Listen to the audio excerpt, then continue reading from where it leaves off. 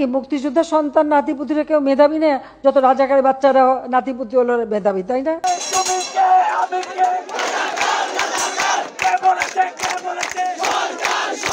তুমি কে আমি কে, রাজাকার রাজাকার স্লোগানে ফের উত্তাল ঢাকা বিশ্ববিদ্যালয়। ছাত্র জনতার গণ অভ্যুত্থানে ক্ষমতাচ্যুত আওয়ামী লীগ সরকারের সাবেক প্রধানমন্ত্রী শেখ হাসিনার রাজাকার মন্তব্যের 1 বছর পূর্তিতে ঢাকা বিশ্ববিদ্যালয় আবারও তুমি কে আমি কে, রাজাকার রাজাকার স্লোগানে উত্তাল হয়ে উঠেছে। গত বছরের এই দিনে তার মন্তব্যের পর যে কোটা সংস্কার আন্দোলন নতুন মাত্রা পেয়েছিল, সেই দিনটিকে স্মরণ করে 14 জুলাই রাতে শত শত শিক্ষার্থী রাজপথে নেমে দিয়েছেন এই স্লোগান।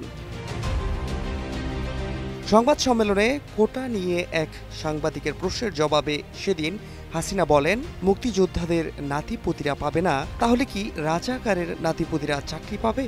ক্ষমতাচ্যুত প্রধানমন্ত্রীর সেই মন্তব্য দ্রুত সামাজিক যোগাযোগ মাধ্যমে ভাইরাল হয় এবং আন্দোলনকারী শিক্ষার্থী সহ সচেতন মহলে তীব্র সমালোচনার জন্ম দেয়। এর প্রতিক্রিয়ায় সেদিন সন্ধ্যায় ঢাকা বিশ্ববিদ্যালয়ের বিভিন্ন হল থেকে শিক্ষার্থীরা একত্রিত হয়ে রাজপথে নেমে আসেন। তাদের মুখে ছিল তুমি কে আমি কে, রাজাকার রাজাকার, কে বলেছে স্বৈরাচার স্বৈরাচার এবং চাইতে এলাম অধিকার, হয়ে গেলাম রাজাকার স্লোগান।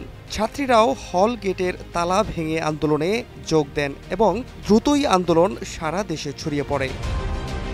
যে আন্দোলন আদালতের মাধ্যমে বা সরকারের নির্বাহী আদেশের মাধ্যমে নিষ্পত্তি হওয়ার প্রক্রিয়ায় ছিল, আন্দোলনের তীব্রতাও কমে আসছিল, কিন্তু তৎকালীন প্রধানমন্ত্রীর ওই মন্তব্যে আন্দোলন আবার দানা বেঁধে ওঠে, ছড়িয়ে পড়ে সারা দেশে। এটি ছিল কোটা বিরোধী আন্দোলনের টার্নিং পয়েন্ট। এরপর থেকে সরকার ও আওয়ামী লীগ ছাত্রলীগও দমন পীড়নে নামে। ছাত্ররাও প্রতিরোধ গড়ে তোলেন, যা ধীরে ধীরে তীব্র হতে থাকে।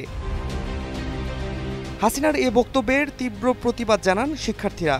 এর প্রতিক্রিয়ায় সেদিন রাতে শিক্ষার্থীরা ঢাকা বিশ্ববিদ্যালয়ের বিভিন্ন হল থেকে মিছিল নিয়ে মধ্যরাতে টিএসসির রাজু ভাস্কর্যের সামনে জড়ো হন। পরবর্তীতে ছাত্র জনতার সেই বিক্ষোভ শেষ হয় 5 আগস্ট আওয়ামী লীগ সরকার পতনের মাধ্যমে। Fahad Shahriar, news desk, global television.